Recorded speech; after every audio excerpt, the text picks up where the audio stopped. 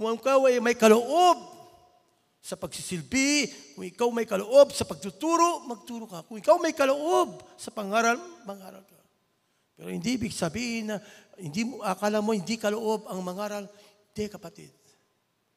Hinihintay lang Diyos na magsaliksik ka. Magsuri, magtanong, magpa-mentor. Kailangan ka magpa-mentor. Lahat ng mga Sunday school teacher, nagpapa-mentor. Kami mga elder, nagpapa-mentor sa ating pastor. Hindi pwedeng, kaya ko ito, kahit hindi na. Hindi pwede po yun. Kailangan po. Okay?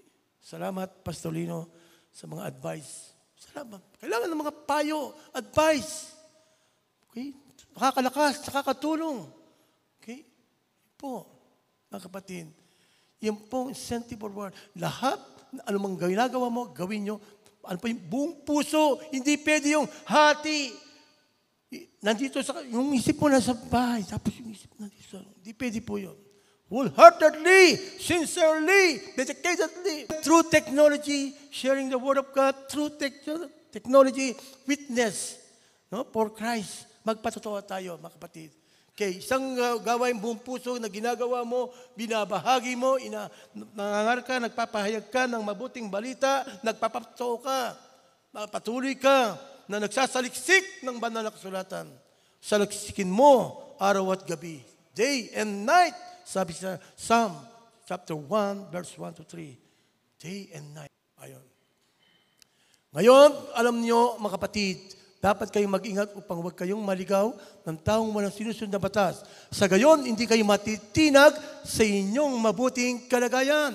Sa alip, patuloy kayong lumago sa kakandang loob ng ating Panginoong Hesus, tagapagligtas na si Yesu Cristo, at sa pagkilala sa Kanya, sa Kanyang kalawatian ngayon at magpakailanman.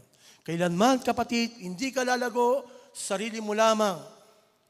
Dumitipende. Hindi ka lalakas, hindi ka titibay, hindi ka tatatag.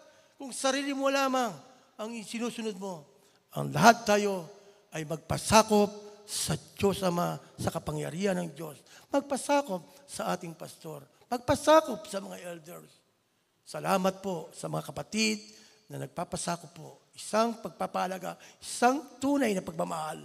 Pagmamalasakitan na makikita ang susi ay ang pagmamahalan sa iglesia. Kaya ka sumusunod, kaya ka umahayo, kaya ka nagtuturo dahil sa pananampalataya, dahil sa wagas mong pag-ibig sa kapangyarihan ng Diyos. Walang hanggan, magkakaroon ka ng buhay.